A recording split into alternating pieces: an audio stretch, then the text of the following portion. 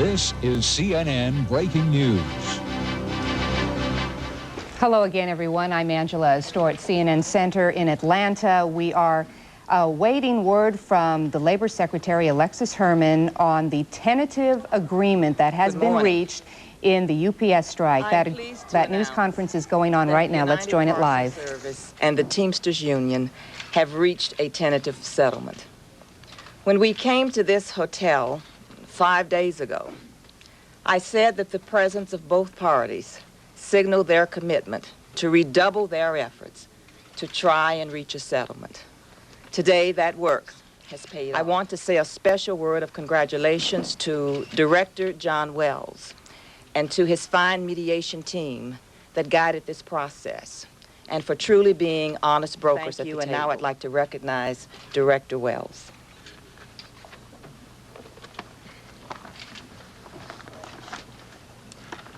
I want to thank and congratulate my partner, Secretary Alexis Herman, for her crucial contribution. She enabled these talks, stayed with us throughout, gave counsel and direction at key moments, and was hands-on. Her leadership has been exemplary. Thank you, Madam Secretary. I want to commend highly UPS Chief Negotiator Dave Murray and Teamster President Ron Carey for reaching a tentative agreement. It took courage, compromise, and commitment by both of them and by UPS and the Teamsters. Congratulations, Ron and Dave, and also to you and your respective negotiators, Ken Hall and Tom Wiedemeyer. Each of these gentlemen demonstrated grace under extraordinary pressure. The fact that the Federal Mediation and Conciliation Service had the chance to do its job, to represent the public interest in collective bargaining, and to help the Teamsters and UPS bridge their differences is of particular pride to us. Commissioner Ron Sweet, Deputy Director Richard Barnes, and other members of the FMCS team, both here at the national headquarters, have my deep personal appreciation for a job well done. And now I'd like to take a moment to express a sentiment about the future. The end of this strike will signal a new stage in the labor management history of the Teamsters and UPS. It provides them an opportunity to re-examine and to redefine their relationship in constructive and mutually beneficial ways. For example, it allows them to focus together on rebuilding their customer base. Jointly, UPS and the Teamsters can work for the return of their valued customers. It's difficult to think of a better salesperson for UPS services and market recovery than the drivers in the brown trucks. Together, focused on their common interests and shared destiny, UPS and the Teamsters can build a great future. Labor's office. I would also like to thank Chairman John Calhoun Wells for the dedication and the pursuing of keeping the parties together and that. I'd also like to thank Chairman Wells of the Federal Mediation Conciliation Service, Ron Sweet, who's been with us since the beginning. Okay, those comments coming to us live from Washington on the tentative deal between the striking Teamsters and UPS. Much more about exactly what this deal is. So please stay tuned.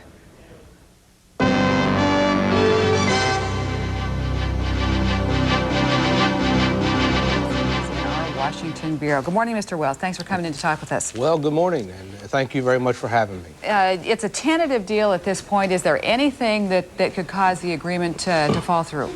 Well, it's up to the rank and file members of the Teamsters. They have to ratify this, but their committee is in town, I understand, and will be taking this contract under consideration, and I would expect they'll be following President Ron Carey's recommendation.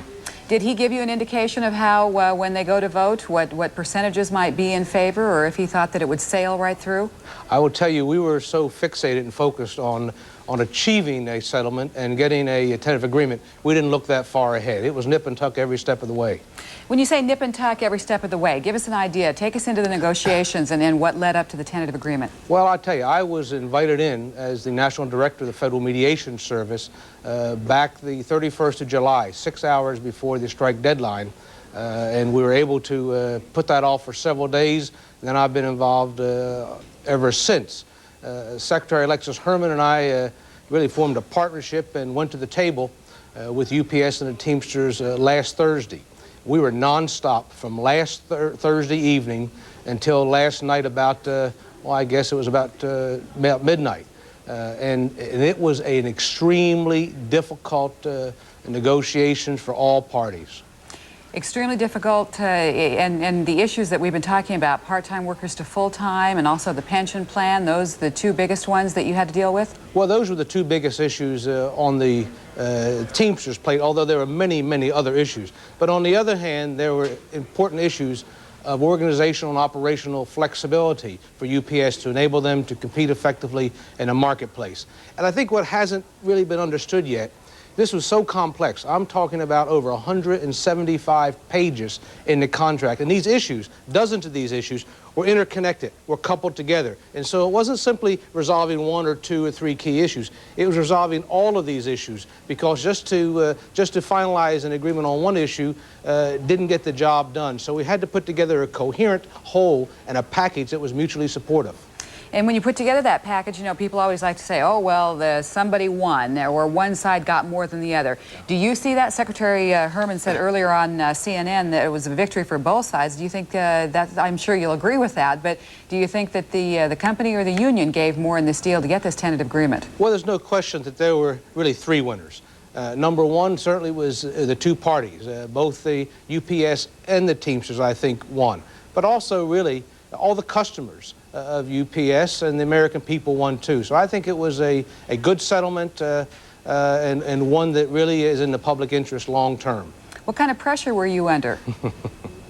Well, I think all of us put ourselves under a lot of pressure. Let's face it, this was the biggest strike in decades. It was very complex, it was contentious, it was difficult. But we had to try to really focus and bring all the resources possible to bear. We had to try to achieve an outcome that was satisfactory for both the Teamsters and UPS. And although they had competing interests, they also have shared interests. And that's where we focus our attentions to help each side achieve their most desired ends. What were they telling you? Did they feel that they wanted to settle this in a manner that was quicker rather than later, and that they felt that they could give more, or did they come with a different attitude to the bargaining table as the strike was going on? Well, I can tell you without question, having been involved before the strike occurred, like almost 3 weeks now, neither side wanted this strike. They tried very hard in our offices, Federal Mediation Service, beforehand to try to get a settlement.